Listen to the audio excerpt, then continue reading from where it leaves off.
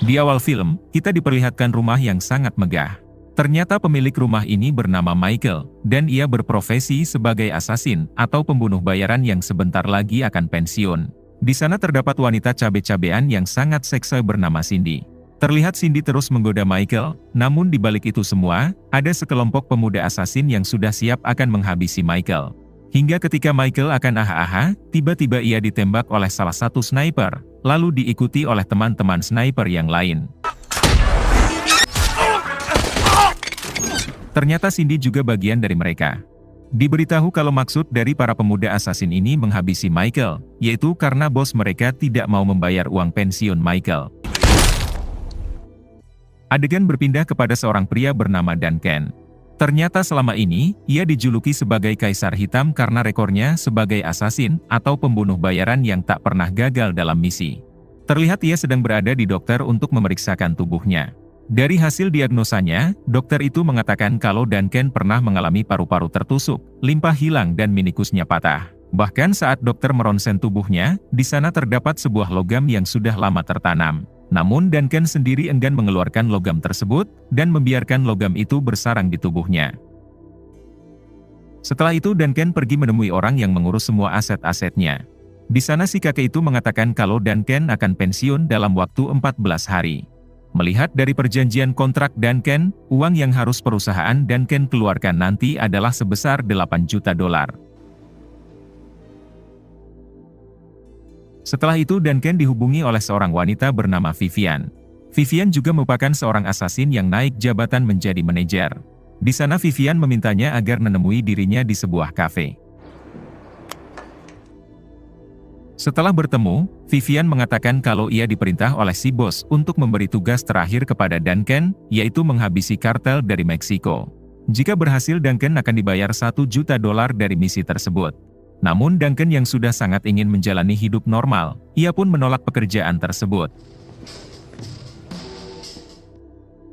Setelah itu Vivian menemui bos besarnya yang bernama Blood. Blood sendiri adalah bos besar yang menjalankan bisnis untuk para asasin. Namun di balik itu semua, ia adalah orang yang sangat tamak dan serakah. Bahkan para asasin yang akan pensiun, selalu ia habisi karena perusahaannya enggan mengeluarkan uang pensiun untuk mereka. Apalagi uang pensiun Duncan paling besar daripada asasin yang lainnya. Di balik itu ternyata Blood sengaja memberi misi terakhir kepada Duncan, tak lain untuk menjebak Duncan. Namun Vivian mengatakan kalau Duncan telah menolak misi terakhirnya, dan meminta Blood agar segera membayar saja uang pensiunnya. Sayangnya Blood menolak, dan tetap kekeh akan menjebak Duncan. Kemudian ia menyuruh Vivian menghubungi Duncan, lalu memintanya agar mau mengambil misi terakhir ini, dengan menaikkan bayarannya menjadi $2 juta. Kemudian Vivian yang tak bisa menolak perintah bosnya, ia pun menghubungi Duncan dan memintanya untuk menjalankan misi tersebut, yaitu menghabisi kartel dari Meksiko dengan bayaran yang dinaikkan menjadi $2 juta. $1 juta dibayar di awal, dan $1 juta sisanya setelah misi itu selesai. Sayangnya Duncan tetap menolak tawaran itu, dan langsung mematikan teleponnya. Ternyata Duncan mempunyai rencana lain, ia langsung mencari informasi tentang kartel dari Meksiko tersebut.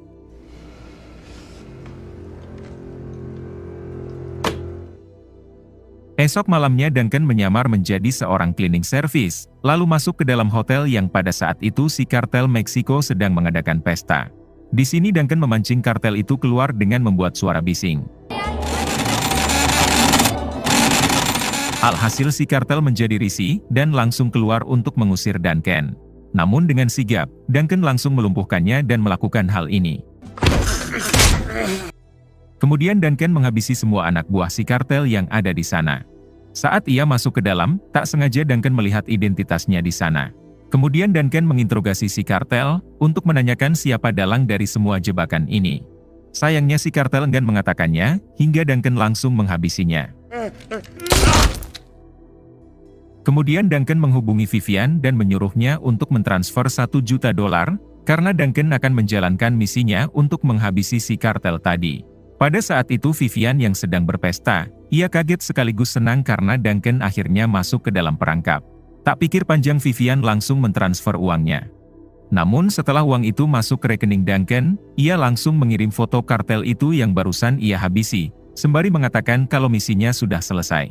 Kemudian Duncan meminta $1 juta sisanya, dan apabila Vivian tidak mentransfernya dalam waktu 24 jam, Duncan akan memburunya. Setelah itu Vivian kembali mendatangi Blood. Ia sangat marah kepada Blood karena Blood terus ingin menghabisi Duncan. Padahal Blood sendiri tahu kiprah Duncan seperti apa. Ia adalah sang kaisar hitam, yaitu asasin paling tangguh dan tak pernah gagal dalam menjalankan misi. Vivian mencoba mengingatkan lagi Blood untuk tidak bermain lagi dengan Duncan dan bayar saja uang pensiunnya. Namun Blood yang memang sangat tamak, ia tetap akan berusaha menghabisi Duncan dengan mengirim para asasin muda andalannya, yaitu sekelompok pemuda yang dulu ditugaskan untuk menghabisi asasin Michael yang kita lihat di awal film. Di balik itu Duncan pergi ke salah satu rumahnya yang berada di suatu tempat terpencil. Duncan sengaja pergi ke tempat ini hanya untuk menenangkan pikirannya, sambil menunggu masa pensiunnya tiba yang tinggal beberapa hari lagi. Sesampainya di sana, ternyata tepat di samping rumah Duncan, kini ada juga sebuah rumah kayu yang ditinggali oleh seorang wanita. Terlihat wanita itu tinggal di sana seorang diri, karena tak ada lagi orang yang tinggal di tempat tersebut. Beberapa hari kemudian, Duncan tak sengaja bertemu dengan wanita tetangganya itu. Wanita ini ternyata bernama Kemeli. Duncan sering sekali melihat Kemeli dalam keadaan murung, dan sepertinya ia mengalami depresi. Karena sering bertemu, pada akhirnya mereka berdua berkenalan dan semakin dekat. Semenjak saat itu Duncan sangat perhatian kepada Kemeli, terlihat Duncan yang memberi hadiah untuk Kemeli, bahkan Duncan juga memotongkan kayu untuk perapian di rumah Kemeli. Tak hanya itu saja, Duncan yang ingin melihat Kemeli ceria, ia mengajari Kemeli bagaimana cara menembak. Namun di sini Kemeli malah menangis karena mengingat masa lalunya yang sangat menyakitkan. Di suatu kesempatan, Kemeli curhat kepada Duncan. Ia mengatakan kalau dirinya mengalami depresi semenjak umur 13 tahun karena seorang pria dewasa telah menghancurkan hidupnya. Sehingga Kemeli menganggap kalau tidak ada masa depan untuk dirinya. Alasan Kemeli tinggal di kota terpencil ini yaitu untuk berusaha menenangkan perasaannya. Namun sayangnya hal itu masih tak cukup ampuh untuk mengobati perasaannya. Kemeli ingin sekali membalas perlakuan orang yang telah menghancurkan hidupnya itu. Duncan sendiri hanya menatap iba kepada Kemeli, dan terlihat di mata Kemeli yang menyimpan dendam begitu amat mendalam. Never. Do you think it would be difficult to kill someone? I don't know. Di balik itu para asasin muda mulai melancarkan aksinya untuk menghabisi Duncan atas perintah bos mereka yaitu Blood. Dimulai dari mendatangi orang yang mengurusi aset milik Duncan. Mereka menanyakan di mana Duncan berada. Namun orang itu yang tidak tahu Duncan ada di mana, ia tidak bisa mengatakan apa-apa. Kemudian salah seorang dari mereka menemukan alamat beberapa rumah Duncan yang terdapat di berbagai daerah. Setelah mendapatkan semua alamat rumah Duncan, mereka pun menghabisi orang tersebut agar tidak ada yang menjadi saksi hidup atau melaporkannya kepada Duncan. Karena jika Duncan sampai tahu, malah mereka yang balik akan diburu oleh Duncan. Dengan cepat mereka terus mencari Duncan di setiap alamat rumah yang Duncan miliki, karena pekerjaan mereka harus segera selesai sebelum masa pensiun Duncan benar-benar telah berakhir. Apabila orang yang mereka datangi tidak mengetahui Duncan di mana, sudah pasti orang tersebut akan dihabisi. I don't know. Terlihat mereka menyambangi Texas, lalu menanyakan di mana Duncan berada kepada pria gemuk yang menghuni rumah Duncan. Si pria itu sengaja mereka mainkan dulu untuk sebuah kesenangan. Namun karena pria itu tidak tahu apa-apa, maka dipastikan akan tamat riwayatnya. Where the fuck you think you are? Para asasin muda terus berusaha mencari keberadaan Duncan, dengan melihat berkas-berkas yang dulu mereka ambil dari orang yang mengurusi aset Duncan. Hingga ia melihat transferan yang dilakukan Duncan setiap bulannya kepada badan amal yang berada di Montana. Singkat cerita mereka sudah berada di Montana, yang mana kita tahu Duncan tinggal di kota tersebut. Tak lama kemudian, mereka berhasil menemukan Duncan dan langsung akan memulai aksinya. Saat Duncan hendak kembali ke rumahnya, ia melihat Cindy yang sedang berpura-pura mobilnya mengalami rusak dan ponselnya kehabisan baterai. Di sana Cindy meminta tolong kepada Duncan untuk ikut istirahat di rumah Duncan jika Duncan berkenan. Duncan yang merasa kasihan kepada Cindy apalagi Cindy seksoi, ia pun mengizinkannya untuk istirahat di rumahnya. Sesampainya di sana, Cindy mengatakan kalau orang yang akan menjemputnya akan tiba di esok hari, alhasil Cindy akan menginap di rumah Duncan 1 malam. Tak lama kemudian Cindy mulai menggoda Duncan dan mengajaknya untuk aha-aha. Duncan yang pada saat itu pedangnya jarang diasah, akhirnya ia pun mengahayukannya. Di balik itu para assassin muda yang lain, mulai memantau Duncan dan akan segera menghabisinya. Dimulai dengan sniper yang akan menembaknya dari jarak jauh. Namun saat sniper itu menembak, Duncan membalikan badan yang jadinya tembakan sniper itu malah mengenai Cindy, hingga terjadi adu tembak. Sniper terus menembaki Duncan hingga Duncan sadar kalau Cindy sekongkol dengan mereka. Duncan pun langsung menghabisinya saat itu juga. Kemudian para assassin yang lain masuk ke dalam. Namun mereka tak menemukan Duncan, yang ternyata Duncan sudah berada di belakang sniper dan langsung menghabisinya. Sekarang keadaan berbalik dan mereka yang kini diburu oleh Duncan. Duncan menghabisi mereka dari jarak jauh dan menyisakan seorang wanita di dalam rumah bernama Hilda. Lalu ada salah satu dari mereka menyelinap untuk menyerang Duncan, tapi Duncan yang sudah sangat ahli, ia pun bersembunyi lalu menembaknya dari belakang. Setelah itu Duncan menembaki lampu di rumahnya, agar Hilda menjadi kesusahan. Hal tersebut Duncan lakukan karena ia sudah tahu betul kalau senjata sniper itu memiliki sensor panas. Namun Hilda tak kehabisan akal, ia menyalakan flare untuk mengelabui sensor tersebut, lalu bersembunyi di balik lemari es. Namun pada akhirnya Duncan tahu Hilda bersembunyi di balik lemari es itu, lewat hembusan nafasnya hingga langsung menghabisinya. Setelah itu Duncan mencoba mencari barang bukti untuk mengetahui siapa yang telah mengirim mereka. Hingga Duncan menemukan sebuah kunci penginapan. Tak pikir panjang Duncan langsung menuju ke tempat penginapan tersebut. Di sana Duncan hanya menemukan salah satu dari mereka yang sedang mabuk. Lalu orang tersebut mengatakan kalau tetangga Duncan yaitu Kameli, kini telah diculik. Mendengar hal tersebut Duncan langsung bergegas ke rumah Kameli. Namun di sana Duncan hanya menemukan rumahnya yang sudah berantakan, yang artinya Kameli memang kini sudah diculik. Di balik itu Blood yang mengetahui para assassin mudanya telah dihabisi, ia sangat marah dan akan membalaskan dendamnya kepada Duncan. Apalagi salah satu dari assassin muda itu adalah kekasih Blood yaitu Hilda. Vivian yang dari dulu memperingati Blood untuk tidak bermain-main dengan Duncan, ia hanya meringis sambil mengatakan, apa semua ini belum cukup. Kembali ke Duncan, yang saat ini sedang ngahuleng karena ia tidak tahu harus berbuat apa untuk menyelamatkan Kameli. Ia mencoba mendatangi teman seniornya di assassin yang sedang berada di sebuah bar. Ini dia si senior Duncan yang bernama Peter, dan ia sudah lama pensiun. Di sana Peter menjelaskan kalau sejak perusahaan itu jatuh ke tangan Blood, tidak ada lagi para assassin yang selamat sampai masa pensiun. Hal itu dikarenakan Blood tidak rela mengeluarkan uang pensiun kepada para assassinnya. Kemungkinan juga yang menculik Kameli adalah antek-antek Blood, karena mereka pasti melakukan segala cara untuk mencari kelemahan Duncan. Mendengar hal tersebut, Duncan langsung pergi untuk menghabisi Blood. Namun Peter yang sudah lama tidak bertemu dengan Duncan, ia pun mengajak Duncan bersalaman. Ketika mereka bersalaman, ternyata Peter menaruh obat bius di tangan Duncan, hingga Duncan tak sadarkan diri. Ternyata Peter sudah bersekongkol dengan Blood untuk menangkap Duncan, demi imbalan uang dari Blood. Saat Duncan tersadar, ternyata ia sudah dirantai dan berada di sebuah ruangan.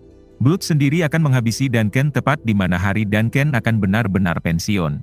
Kini Blood punya waktu 4 hari untuk menyiksa Duncan. Hal tersebut Blood lakukan karena Duncan telah menghabisi kekasihnya yaitu Hilda. Sebelum menyiksa Duncan, Blood mengatakan kalau Kameli akan menjadi orang gila karena sekarang ia sedang dicekoki barang haram sebanyak-banyaknya. Kemudian Blood menyiksa Duncan dengan sangat kejam. Di hari kedua psikoplok Blood kembali menyiksa Duncan tanpa ada rasa kemanusiaannya sedikit pun. Di hari ketiga Blood menusuk Duncan, namun Duncan sendiri masih terus bertahan dan masih bisa menahan rasa sakitnya. Blood yang menusukkan pisaunya ke perut Duncan, tak sengaja malah mematahkan pisau itu dan patahannya tertinggal di dalam tubuh Duncan. Tak puas dengan itu, Blood pun kembali melakukan hal kejam kepada Duncan.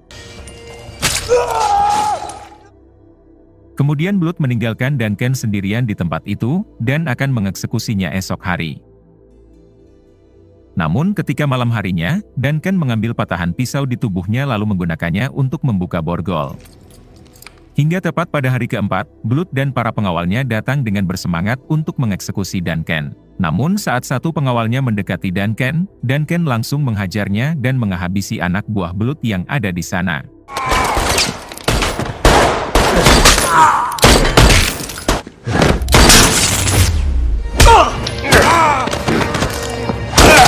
Blood sendiri langsung kabur saat mengetahui Duncan sedang mengamuk. Terlihat Duncan terus melawan anak buah Blood yang terus berdatangan. Bahkan ketika Duncan akan keluar dari tempat tersebut, di lorong ia harus melawan banyak anak buah Blood.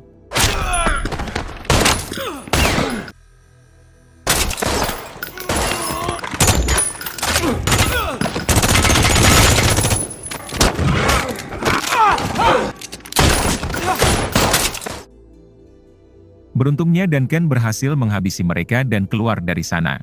Is that you? Setelah itu Duncan menemui teman lamanya. Di sana ia meminjam ponsel si teman lama untuk menghubungi Vivian. Setelah tersambung, Duncan langsung meminta untuk menukar dirinya dengan wanita yang telah mereka sandra, yaitu Kameli. Vivian dan Blood sendiri merasa sangat ketakutan karena Duncan masih hidup dan selama itu hidup mereka tidak akan tenang. Kemudian si teman lama merawat Duncan di rumahnya, karena saat ini tubuh Duncan harus segera diobati.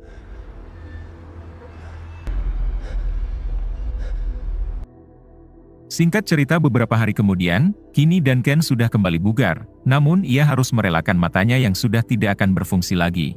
Di sini Duncan langsung bertekad untuk balas dendam kepada Blood dan semua antek-anteknya.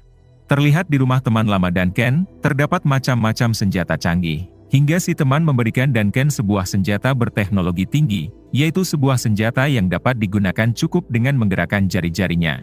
Dirasa semua persiapan sudah lengkap, ia pun bergegas pergi dari sana. Di tengah perjalanan, Duncan menghubungi Vivian dan menanyakan apakah Kameli masih hidup. Setelah itu keberadaan Duncan berhasil dilacak melalui ponselnya. Ternyata hal tersebut sengaja Duncan lakukan untuk memancing mereka semua. Setelah itu Duncan dan Vivian bertemu. Duncan menanyakan di mana mereka menyandra Kameli. Ternyata Vivian datang ke sana hanya ingin menghabisi Duncan tanpa membawa Kameli. Vivian sendiri sudah dibayar sangat mahal oleh Blood untuk menghabisi Duncan. Kemudian Duncan mengeluarkan senjata canggih di tangannya lalu menghabisi mereka termasuk Vivian.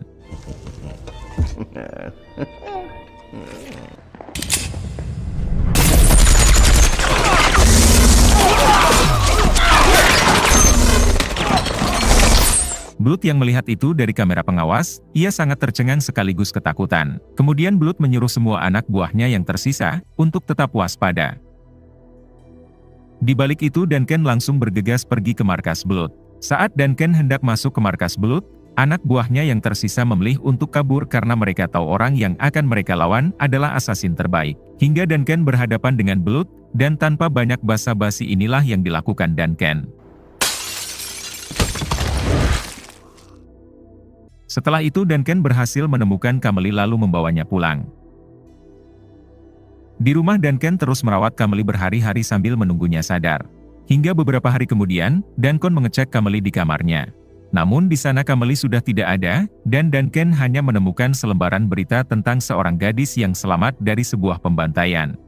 Ternyata dari belakang, tiba-tiba Kameli menodongkan senjatanya kepada Duncan. Terungkap fakta ternyata Kameli ini adalah anak kecil yang keluarganya dulu Duncan bantai.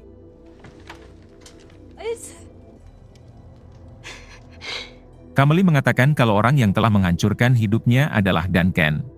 Pada akhirnya Duncan pun hanya bisa pasrah, karena ia sangat ikhlas jika harus tewas di tangan Kameli sebagai bentuk penebus semua dosanya di masa lalu. Kemudian Kameli langsung mengarahkan senjatanya ke arah Duncan, hingga inilah yang terjadi. Ternyata Kameli tidak menembakkan pistolnya kepada Duncan, melainkan mengarahkannya ke tembok. Saat ini Kameli sudah sadar, kalau Duncan hanyalah diperintah seseorang untuk menghabisi keluarga Kameli.